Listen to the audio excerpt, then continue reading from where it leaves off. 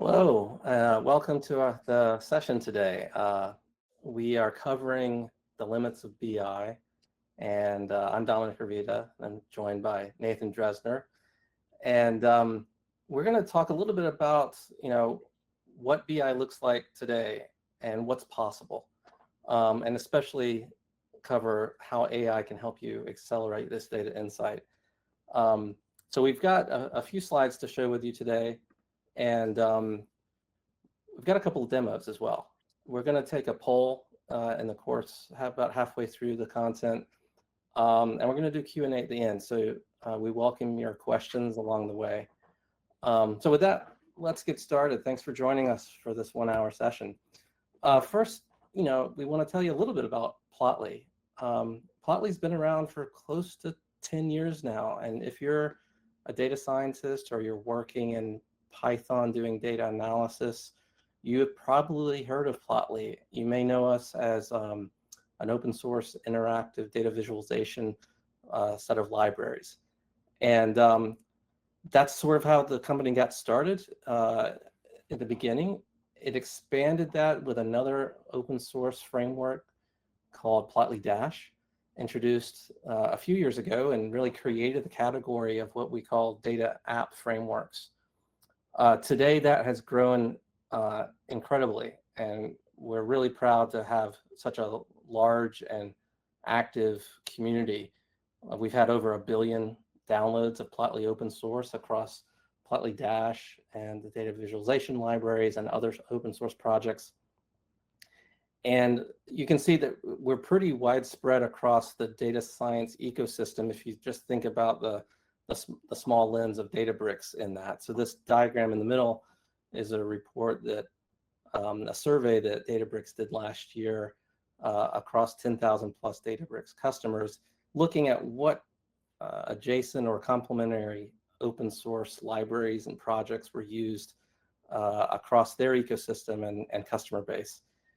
And Plotly Dash, you see, as listed as the most frequently found project among Databricks customers, and really far ahead of some really other popular projects from Hugging Face, DBT Labs, LangChain, Airflow, etc. So what we want to talk about today is, a little bit about the intersection and differences of business intelligence, traditional business intelligence, and data applications. And so I think a quick way to think about this is, just a Venn diagram of these sets. And I'm going to invite Nathan to join me on camera here so we can sort of riff on this for a little bit. Because, when we think about business intelligence dashboards, when I think about that, I think about sort of like what happened in the past, and it's fixed data sets, read only. So any data set that I sort of want to look at and understand descriptive analytics, a BI dashboard is really the known questions, and it's the first thing I'm going to go to, and there's lots of options for that.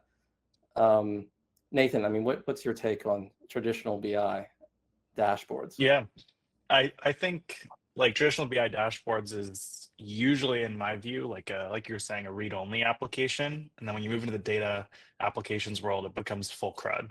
And that's where Dash really shines, and a lot of the Plotly products really shine, is for those CRUD operations. But obviously, like to a certain degree, CRUD is a superset. Well, it literally is a superset of read-only. So anything that's good at CRUD is also good at read-only. It just is a question of whether the actual framework for building that out is simple enough and accessible enough to be able to build both of those and not really isolate one. A person who has demand for BI dashboards that maybe are a little bit simpler or read-only, make sure that it's easy to make those, right? All without alienating the class of applications, those data applications that offer more featured, more full functionality, more complete functionality. So like at a high level, those feel like the core differences. And then you can get into what kinds of tools are best for building the different kinds of dashboards and how those tools really shine. But my view really is it's all about that read versus everything else. That's the high level differentiator. Yeah, for sure. I mean, that's a big one there. And I think the operative word there is applications. When you say application, it implies that you're doing more than just read-only operations. Right. The data could be streaming, it could be Yeah. historical, it could be a combination of those things, but it does imply that you're doing more than just read-only, and you could be writing back data, and not Yeah. just the analytical databases and data stores like, MotherDuck, DuckDB, Snowflake, what have you, but also, traditional OLTP databases like Postgres. And depending on what your environment is and what your use case is, you want the flexibility to write back to lots of different types of OLTP, OLAP databases, as well as, object storage or file systems. Right. So I think, that sort of hits on, I think, the flexibility difference between the two. When I think about BI dashboards, I think a BI tool that I'm using to create that is typically a UI-driven workflow. It necessarily sort of keeps me in these tight guardrails around how to interact with data, how to prepare it, how to access it, and what I can do to build my aggregates and things around it. And that's, as it's designed, it's simple for people who may not be as familiar with doing this in code, say in Python or SQL. And when we look at data applications, because typically you're looking for more flexibility. So I think that it's the user too. If you're building this, you might be more of a data scientist, or you might be a data analyst who just tends to enjoy the flexibility of writing Python and SQL. And data applications of all types, they tend to give that to you as a first class kind of control. Yeah, I think and like a lot of times someone who needs to build BI dashboards also needs to build data applications, or the other way around, which is kind of an interesting problem because there are very different classes of software and different kind of classes of complexity to build. And, like I was saying earlier, trying to find the intersection of it in terms of tooling and accessibility is pretty tricky. We've Yeah. seen a lot of our customers are pretty happy with how Plotly can help solve these problems, and especially with our open source software.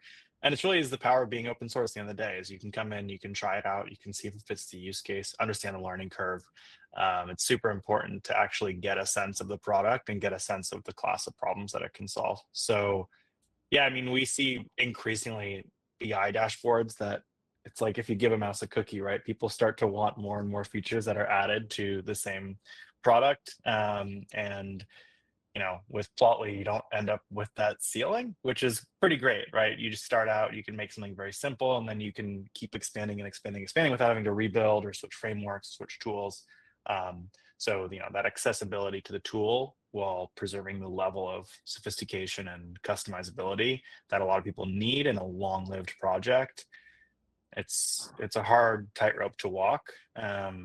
And there aren't a ton of tools out there that I think do that successfully. And we're trying our best. We're not perfect, but it's definitely the tightrope we're trying to walk. Yeah, totally. I'm there's there's a comedian in the U.S. I don't know if he's as popular anymore, but Jeff Foxworthy. He had this shtick where he would say, "You might be a something if," and so I think that's a good segue into like you might need a data application if you encounter these kinds of limitations in what you're building with BI. You may find out that what you're trying to build is not really just an interactive dashboard, it's an interactive data application. And when we find that these are the kinds of questions or the capabilities people tend to say or looking for when they're hitting these BI limits. They're often people using Python and SQL, and they're looking for some quicker decision action loop. It's not just that they want their end user to be able to view the data in context, but they're also interacting, like running machine learning models, doing what if analysis or scenario planning, and they're actually maybe writing back data and taking action on this. And so it's often in the realm of operational decision making, and that's where they find a limit of sort of a BI tool to do this. But I'd say the second category is in the level of customization. They find limits in the BI tool, whether it be Power BI or Tableau typically, and they need some greater level of interactivity with the data in terms of the level of detail that's provided. It could be the UI and the theme. They want pixel perfect branding. It could be extensibility, where they want to run some custom code outside of that. The third category of limitations, which sort of drives people to data applications and often Plotly Dash, is just this level of control over the data access, et cetera. So like parameterizing the control for the end user. So why not use a spreadsheet, or why not use a BI dashboard? It's because some of those things can be distracting to an end user depending on your use case, and you just want to provide the right data with the right control for the task at hand. So it's that level of control for the parameterization. It's also what we mentioned earlier about providing read-write access to take action and write data back. There's often Python workflow involved in this. You want to run models synchronously or asynchronously if you don't want that block. If you're scoring an ML model, you don't want to block the user, for instance. And incremental page updates. So this is not even a comprehensive list, but generally, when we think about why use a data application or build a data app versus using a BI tool, it falls across these 3 C's: the ability to collaborate, customize, and control at the level you need. And we find that people start building applications from a familiar tool starting point.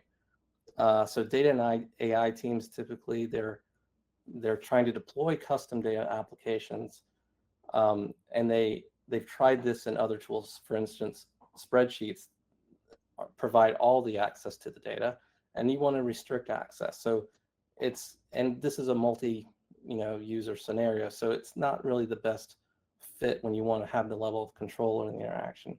Notebooks are sort of on the other side of that. They're too restrictive. We've mentioned BI tools typically are just read-only. So that's where people typically find Plotly Dash open source meets those functional needs, but it doesn't give you the context of what you need and the additional capabilities to run in the enterprise. So that's what Plotly Dash Enterprise solves, is this last mile gap for these custom data applications. So you have the right level of collaboration and customization and control so you can take action.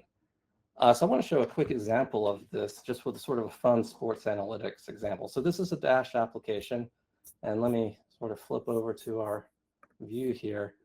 And so the level of interactivity that you see, like when the player is selected here, this is NBA analytics on player performance. You're seeing a range of visualizations from the Sankey chart here on the bottom to the polar chart, all update with just this one change in the data. This can be pretty difficult to do in traditional BI tools, and the level of customization is much more limited. In fact, this is even linked to videos of the particular play being discussed here. And when I mouse over this, you see quite a level of detail on each shot from every point on the court here. You've got a large selection of different controls. These are some sliders that show, and you see as I change those, they update pretty quickly. So this is a really high degree of sophisticated interaction, and this is an area where Plotly Dash applications really perform well. So I think it's a good time maybe for the poll. So I'm going to ask our folks in the control booth to open the poll. You'll find the poll on the right side of your screen. And let me just flip over there.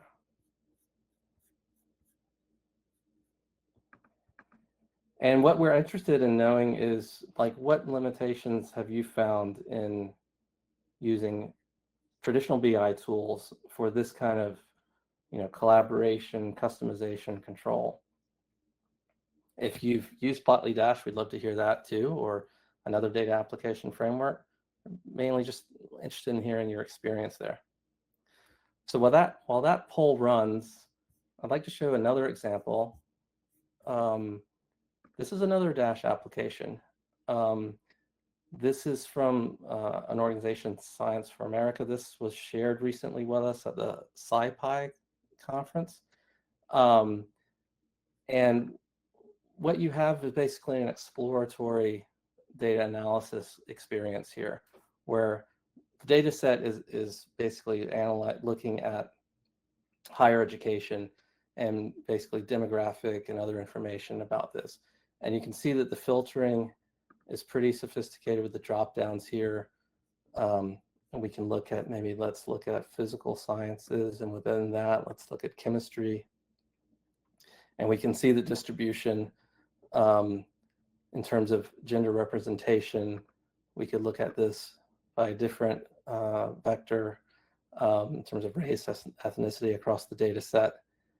And it gives you a really rich set of data here. And this really shows off the power of the interactivity of Plotly Dash Plotly visualizations within a Dash application. This Dash application is also, multi-page, as you see, and you can sort of, we can go further to explore this data at every level across the data set. So with that, let's flip back to our poll. Can we show the poll results here?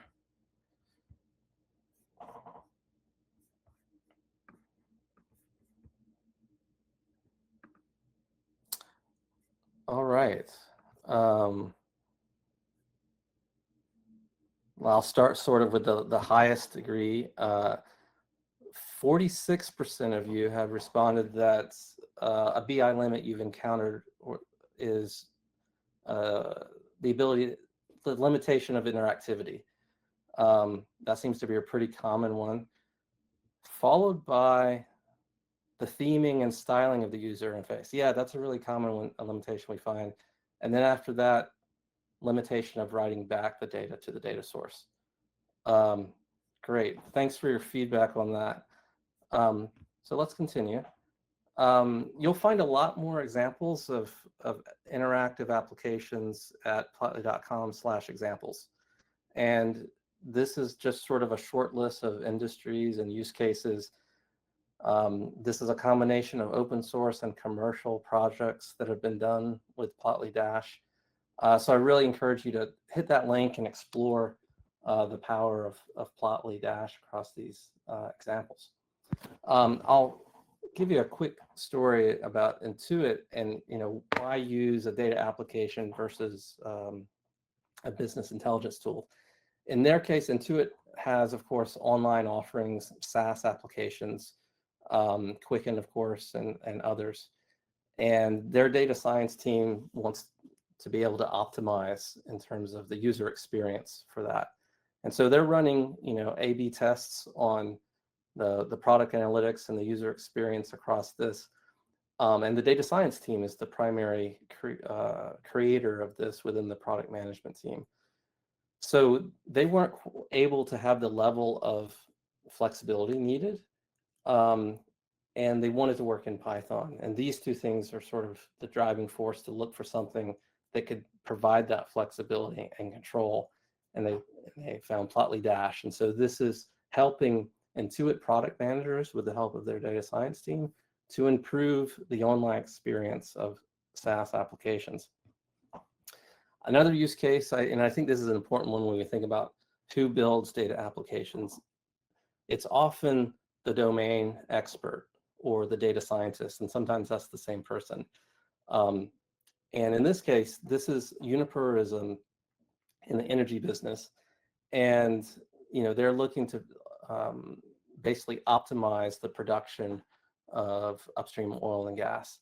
And so they're continuously analyzing what's needed, as well as what's the output from the energy produced in the electrical grid. And so this is an application built by a electrical engineer to look at the production across the grid, not oil and gas, sorry, but electricity distribution.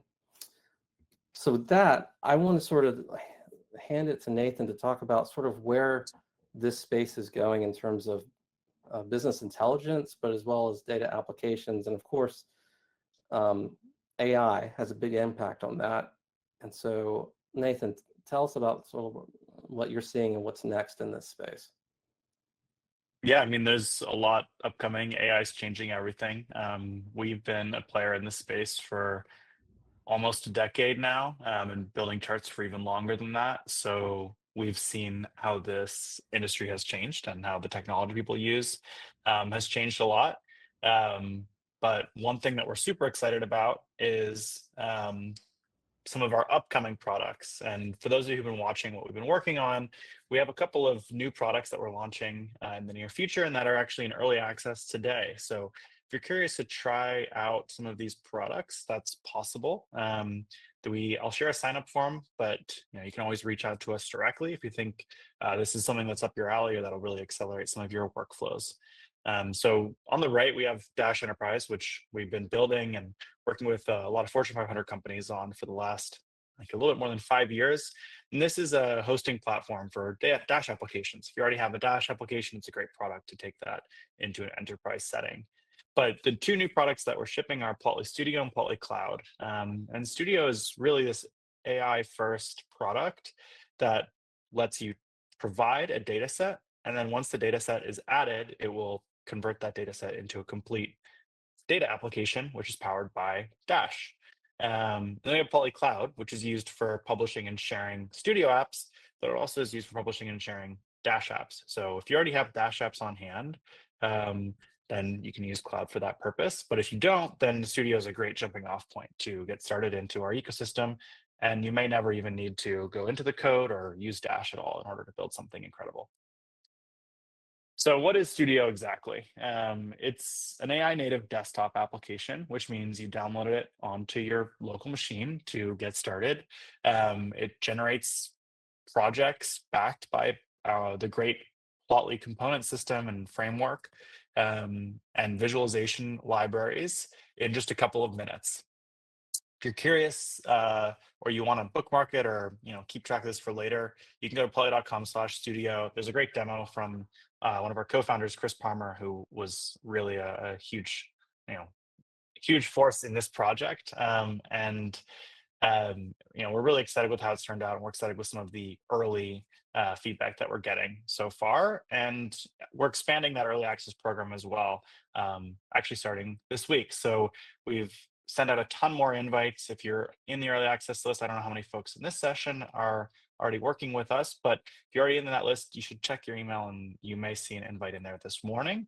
And if you're not, you can go sign up and we'll make sure that you have access in the very near future. So the core principles of Studio is it's about instant insights. You provide a data set and you get a data app. You don't have to worry about building, construction. You don't have to worry about that blank page problem where you stare at a data set and wonder to yourself what the heck you're going to build. You can just jump straight into insights and then you can iterate from there. So we have some great systems for iteration and manipulation of the projects once they're built, which means it's not just a one-shot tool, it's an iterative tool. You can continue to work on a project. And of course, it's that one-click publication to cloud and Dash Enterprise as well. If you're already a Dash Enterprise customer, you can publish it there. If you're not, then you can publish it to cloud. The vision is it's really we've seen people fall in love with and build great things with Dash over the last years.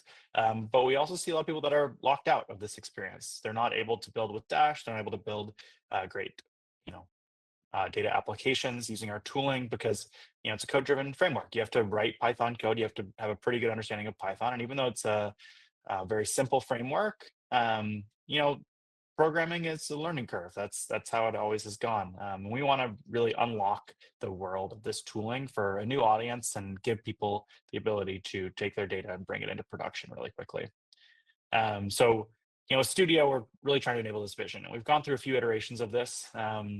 And I really didn't interest myself. I'm in product, so I've been working on this for a few years and through a few of the iterations that we've done, including App Studio, which came before. But we wanted to really lower the floor of the product, make it more accessible, more people can actually get into this ecosystem and get into the insights that you can pull out of it.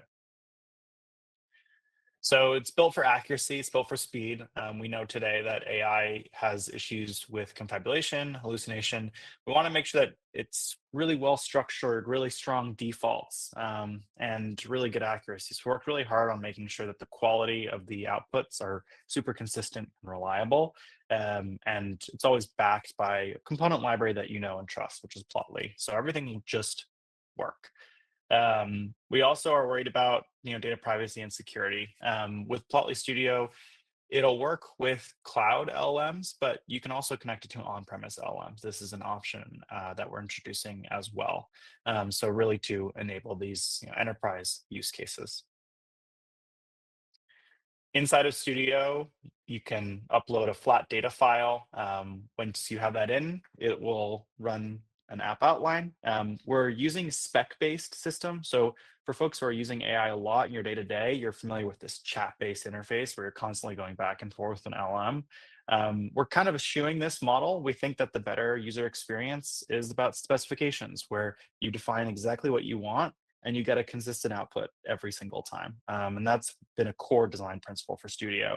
And so far, we're pretty excited with the results of this because it means that your projects are more portable, they're more reproducible, they're easier to edit and easier to steer, but everything is still powered by natural language and is code optional. So it's really a core of the design. Another piece that we've worked hard on is environment management. So we know, Dash and Plotly are Python frameworks. One of the biggest headaches that we see in our community and in our user base is managing Python, installing it, getting it set up, maintaining it, making sure that things don't break over time. So it's now completely automated. Inside of Studio, everything is managed by the desktop application. And this was a big motivator for the move to desktop. We wanted to, like, people have great machines today. You want to leverage those machines. You don't want to have to pay for cloud costs when you've got a great laptop right in front of you. But we want to make sure that those headaches of setup and management go away. And there's new tooling that's emerging in the Python ecosystem to help out with this. But for us, we wanted it to be completely user interface based. So it's still code. Everything is code backed, and you can actually view and edit that. But the environment management, getting things running, all you have to do is download the desktop application and get started. It's no harder than installing Spotify or any of these other super common desktop apps we have today. So words are great, but let's actually take a look. What is Plotly Studio? So here is Plotly Studio. I've got it set up. I've got cloud in the background. We'll come and look at cloud later. So no spoilers just yet. And I've got a bunch of projects in here. But before I want to first show what the new project flow looks like and what this spec-based system feels like. So when you click new project, you get this screen where you can upload your data set. I can go over here. I have some kind of interesting data. I've got this turbine data set that I can run. Click next. Here you can set your context. So inside of your project, you can explain what it is.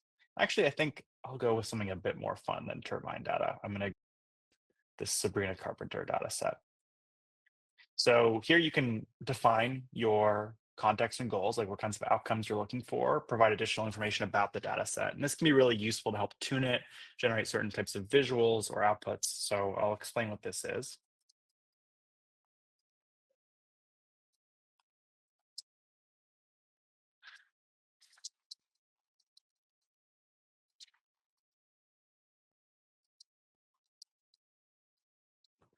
So I'll give kind of a high level description here and click done. And from there, we can generate an outline for the project. And what's happening now is Studio is sending off the data set to the LM. It's actually ingesting it as well. So we already have the Python environment's been set up behind the scenes and it's managed behind the scenes. And here it's going to create the outline for me and tell me what kind of application it's going to build over time. So we've got the title, description, charts, and filters that are all fill in. And this outline takes about 30 seconds to create. And then once it's created, we'll be able to actually build the project. So here it is. Here's the outline that we've created. It's got a description. It's got the set of charts. I can actually edit these in line if I want to. If I don't really agree with what the outcomes are, it's come up with a title for the project. I can add another chart and manually specify it if I want to. global filters, other controls as well. And the theme actually is also generated automatically. So we've got a great theming system in here. It wants purple and pink, which seems reasonable. And it's taking into account this context. So I asked for showcase the evolution, the eras, and it looks like it's going to pull that in as well. So let's go for it. We'll click generate. And what's going to happen now is it's going to start building out the application end to end. You'll see the first thing that it starts with is the data set, and the preview is starting to fill in. So we can actually look at the data set while it loads. And what you'll see here, it's loading this into place. We'll get the preview of the data. So like I was saying, with the generate outline, what it's doing is it's actually loading in the data and setting up the basic outline for the project. And then it will actually start building it out in more detail. I think we may need to wait a minute for this to generate.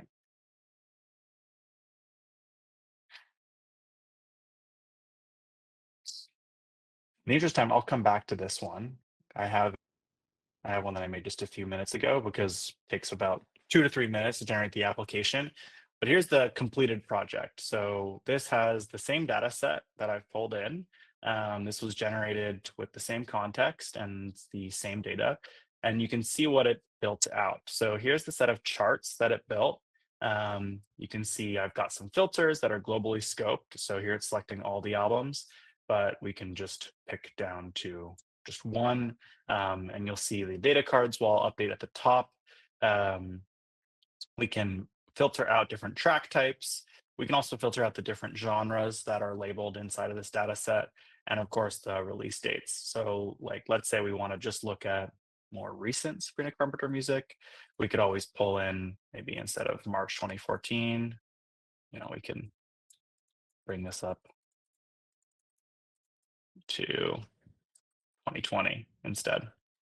And we'll get more recent. So 20 songs that were released in the last 4 years. This data set goes up to 2024. And then you can also see the Spotify streams of these projects over time. Global position comparing, we can see the top most popular song.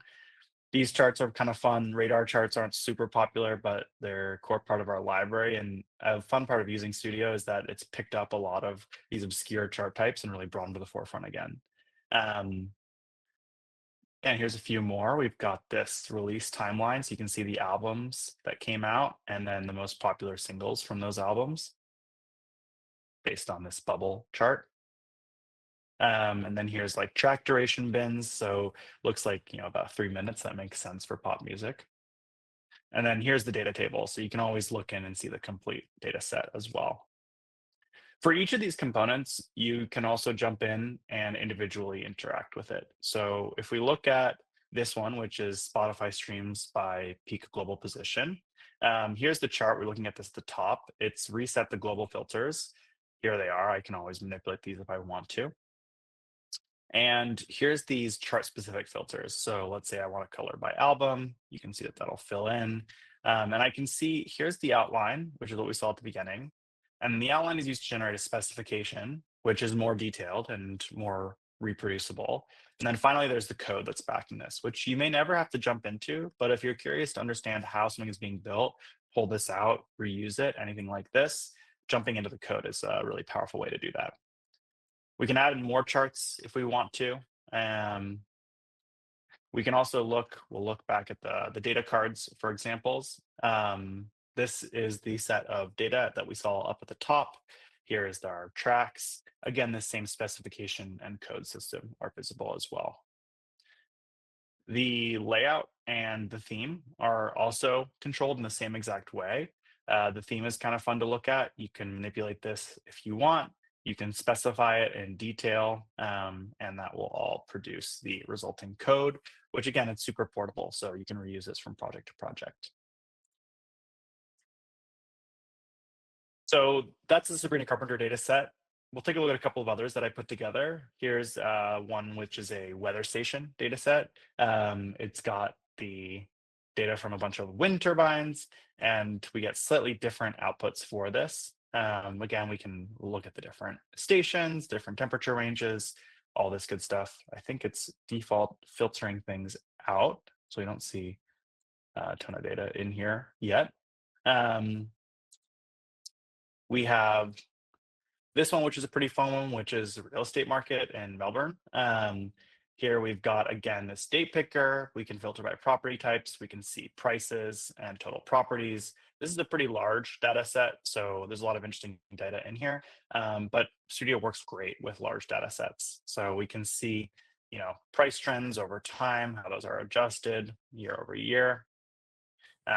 We can see prices in the different suburbs. So maybe Melton South is more affordable than Canterbury. I don't live in Melbourne, so I don't know, but maybe some of you do. And then price distribution. So these apps are fantastic, and they're quite difficult to build if you're coding them out from scratch. So having Studio just build this automatically is super useful. You get all the great features of plot charts out of the box. And we can actually see the trends, right? As you get closer to city center, or in fact onto the water, the units start to become more expensive, which makes sense, but it's visualized really nicely here with this bubble chart. And again, here's the complete data set. So very similar system from project to project, that iterative flow you can continue to use. And the last one we can look at, this is a data set from Wimbledon, last year's Wimbledon tennis tournament. And we can see here it comes in.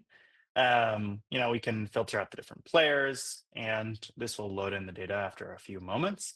This is, I think, like a 60,000 record data set from all of the tennis matches over the course of the tournament. So you pick out a different match, and that will show you player momentum over the course of the match.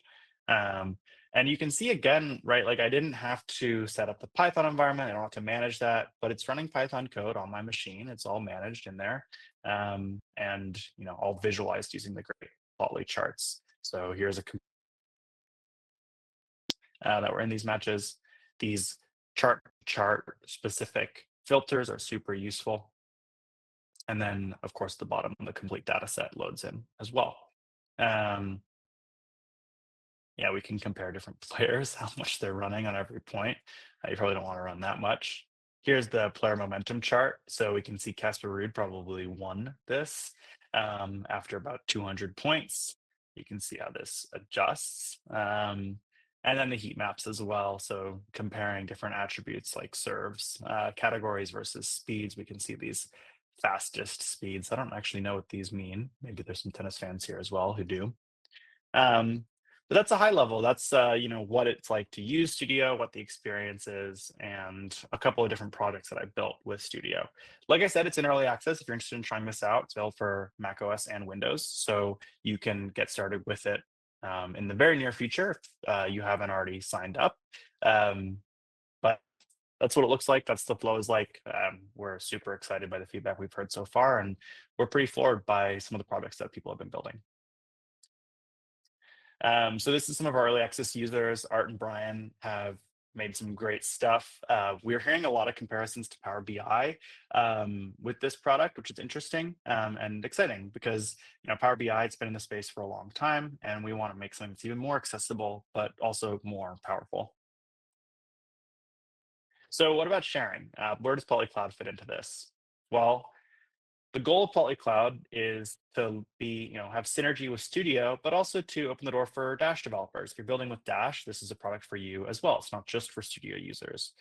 Today, we know it's really hard to publish Dash apps and share them with your team. We want to improve that ease of use. We want to improve the sharing mechanisms. And we also want to get rid of infrastructure management. It's really painful to deal with these projects. And if you're using a hosting platform that's not tuned for Dash, the setup, the config, reproducing this might be kind of painful. And perhaps most importantly, we want a price point for everybody. We want to make sure that this is a product that's accessible to anyone. That's where Plotly Cloud fits in. Dash apps instantly live, real-time logs, managed infra, dependencies are all handled by us. You only pay for the projects that you actually need rather than having some overkill plan. And of course, it's built by Plotly, so it's really part of the ecosystem.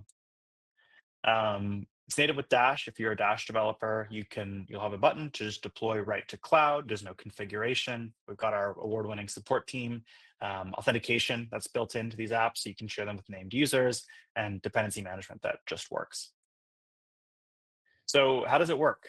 You can drag and drop your projects into cloud to upload the data files and start sharing them. We've got a great developer experience, pre-flight checks to help avoid any issues that might come up before you've hit that deploy button. The IT is simplified, and you've got a great publication history for your projects. So let's take a look. First of all, if we're in Studio and we want to actually share a project, let's say I want to publish this Sabrina Carpenter app, all that I have to do is click publish. And this will take about 1 to 5 minutes to build. And we'll actually see it show up in my Plotly Cloud project, or my Plotly Cloud dashboard right away. So here's my music track analytics project, which is coming. You can see it's currently building. And I can check the status as well. Here's the sharing and config.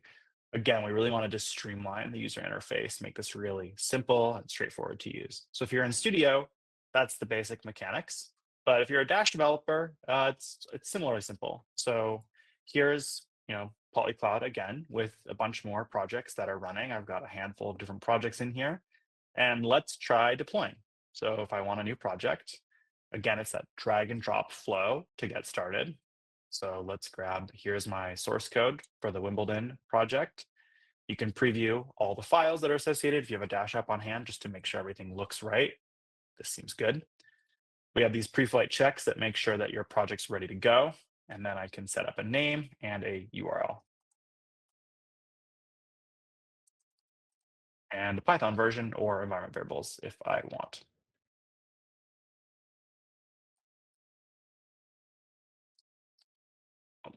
Let's see. I'll just re-upload this.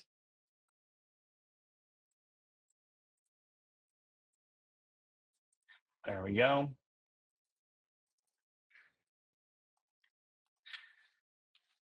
And I can save and publish. Let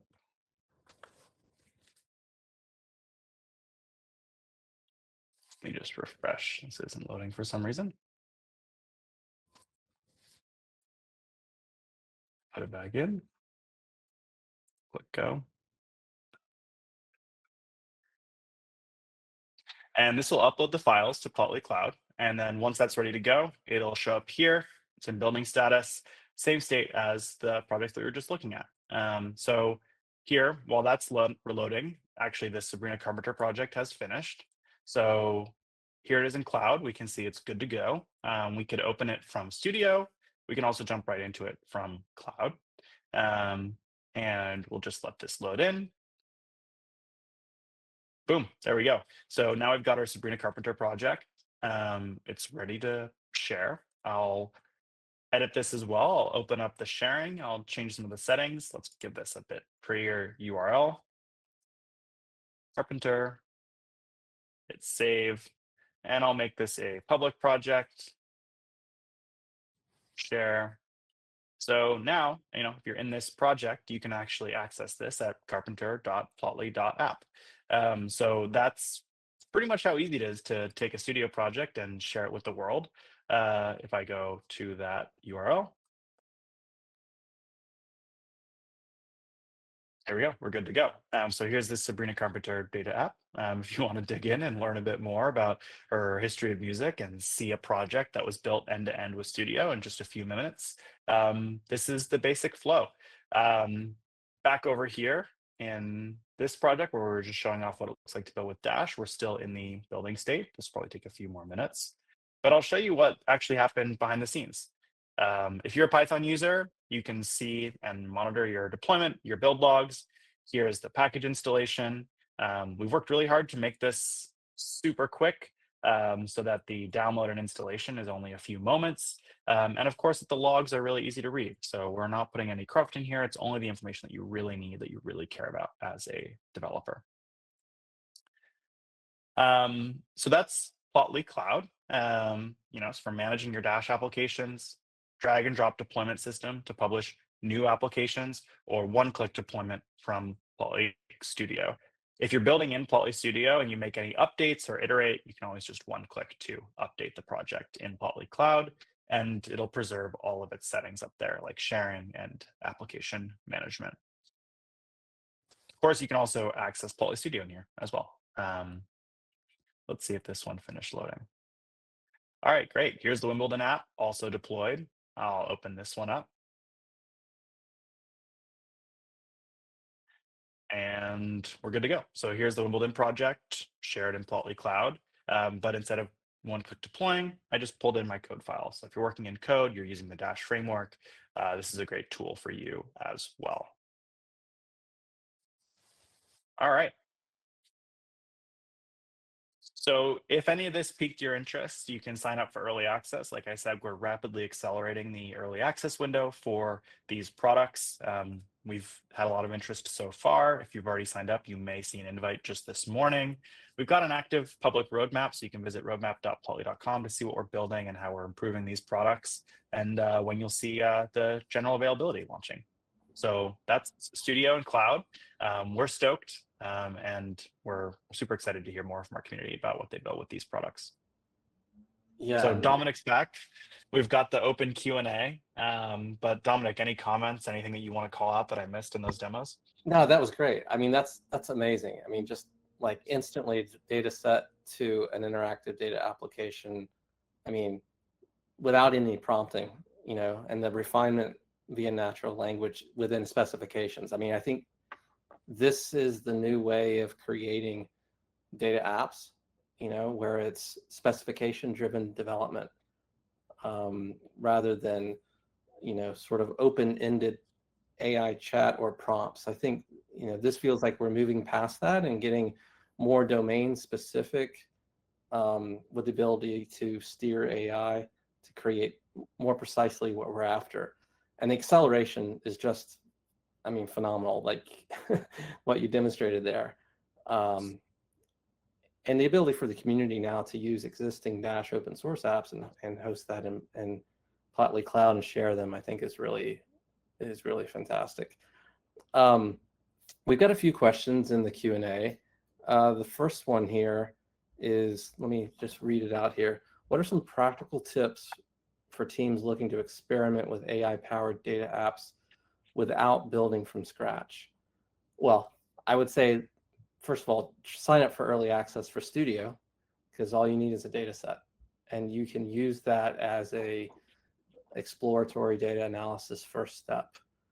But beyond that, it's Nathan, what would you recommend as a first step in exploring data apps? I mean, I think Studio is a great answer. And it depends too what you mean by AI-powered data apps, right? Like, do you mean in the building experience or in the user experience? In the building experience, Studio helps you because you can build something up from scratch, but the end product may not have any like AI in it. It was built with AI, but it may not actually have AI functionality.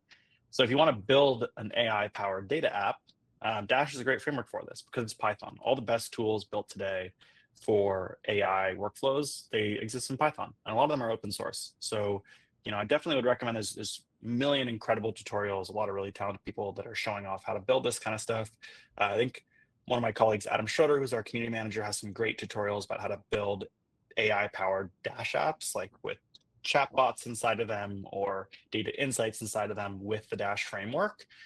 So, I definitely would recommend looking up some of those tools. And I think if you want to build an AI-powered app, the Python ecosystem, it's your best friend.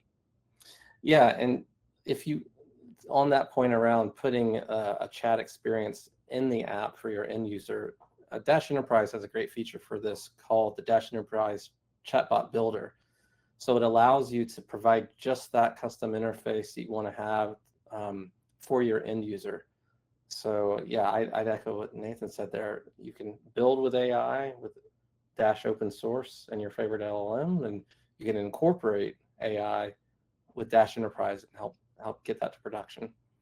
Okay, great. One question I see, it's a great question, is about the dataset support for Studio. Dataset could be dynamic, like a database table.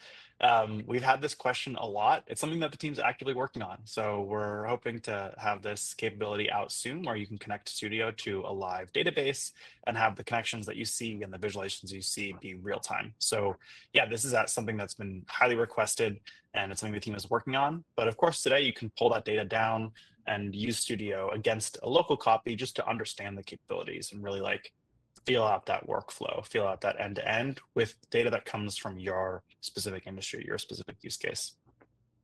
Yeah, totally. There's a question around, what are some use cases where people have moved from a BI tool to Plotly Dash for data applications. We've got a lot of examples of that. I'll just give two here, and you can find these on the Plotly website, plotly.com/user stories.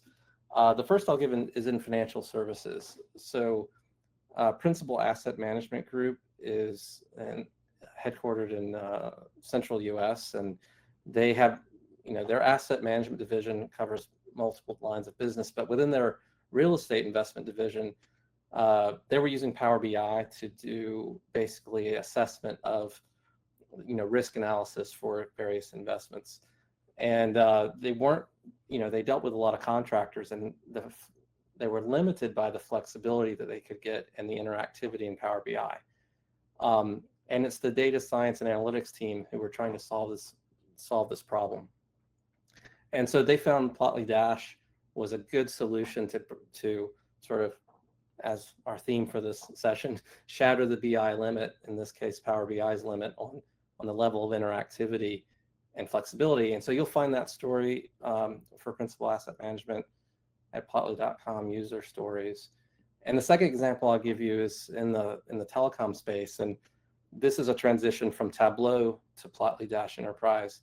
And it's Broadband Insights. They are they work in the telecom space for regional internet service providers, and they help to do the analysis to do site locations for the build out of the equipment.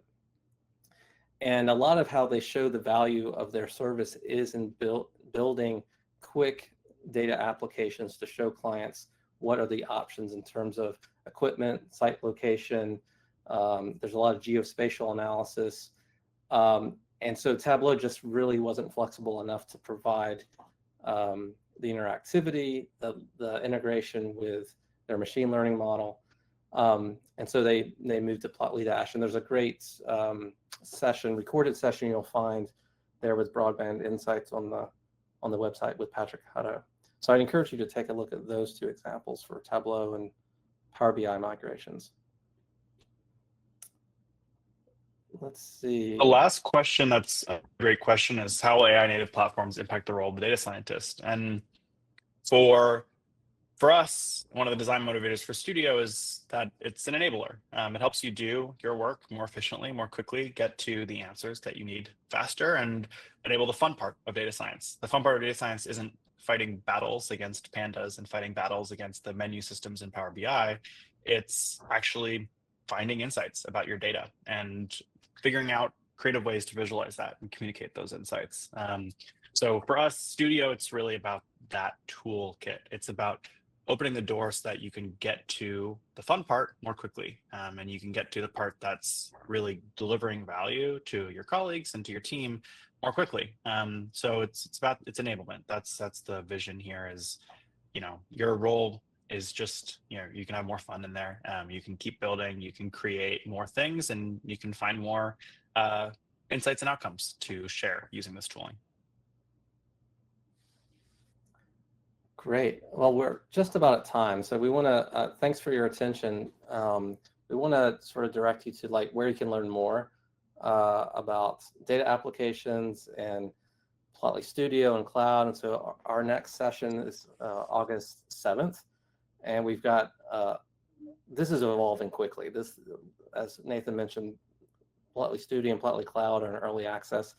So we're really excited to show sort of the next iteration of that in a few weeks. Scan that QR code, it'll take you directly to the registration for this event. And you can find all Plotly upcoming online events as well as conference events, community meetups. We're doing more in-person meetups. You'll find all of that at plotly.com/events. And speaking of conferences, a little later in the month on August 20th, we'll be in San Francisco at the Data Science Connect AI Align Summit, Executive Summit. So we hope to see you at one of our community meetups in Raleigh. We had one in New York yesterday, or in San Francisco at this event. So with that, we'll close it out. And thanks so much for attending. We hope to see you next time on August 7th. Nathan, thanks for joining me on this. It's been a lot of fun. Some amazing apps. We can't wait to see what everybody builds. Yeah, thanks, Dominic. Thanks, D-Zone. If folks are curious, make sure to sign up for early access. We're loving the feedback we've had so far, as I've said a couple times, and the more the merrier. So Terrific.